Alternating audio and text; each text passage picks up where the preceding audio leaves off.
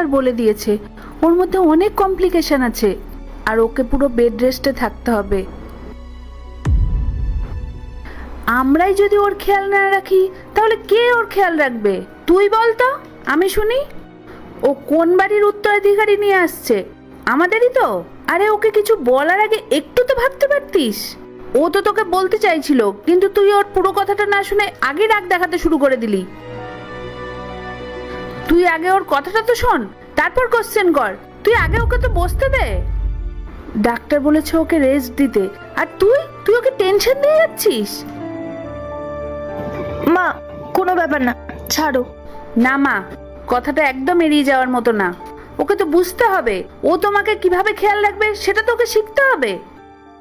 তুই আমাকে কথা দে বাবা, আমি যদি থাকি বা না থাকি তাও তুই স্নেহার খেয়াল রাখবি। আমি যাতে তোর মুখে ওর নামে কোনো কমপ্লেন না শুনি। আমি না হয় 24 ঘন্টা ওর সাথে থাকি, তবুও তোরও তো ওর প্রতি কোনো দায়িত্ব আছে, কর্তব্য আছে। ওকে সময় মতো ওষুধ দেওয়া, ওর কিছু খাবার লাগলে সেটা এনে দেওয়া, ওকে খেয়াল রাখা, ডাক্তারের কাছে নিয়ে যাওয়া, এগুলো তো সব তোরই কাজ, কি তাই না? মা, আমি খারাপ মানুষ নই। আমার সত্যি স্নেহার কমপ্লিকেশনের ব্যাপারে জানা ছিল না। না তুমি আমায় কিছু বলেছো, না স্নেহা আমায় কিছু বলেছে। আমি ভাবতাম সব কিছু নর্মাল আছে। আমি তোমাকে কাজ করতে দেখে খুবই খারাপ লাগে। আমার মনে হতো তুমি শুধু এই বাড়ির সব কাজ করে যাচ্ছ, তাই আমার স্নেহার প্রতি রাগ হয়েছিল। আমি জানি মা, আমার ভুল হয়েছে। আমার এইভাবে স্নেহার সাথে কথা বলাটা উচিত হয়নি। কিন্তু মা, আমার যে রাগটা ছিল সেটা মাত্র 3-4 দিনের জন্য ছিল। হঠাৎ করে বাবু, আমি তো ভুল বলছি না।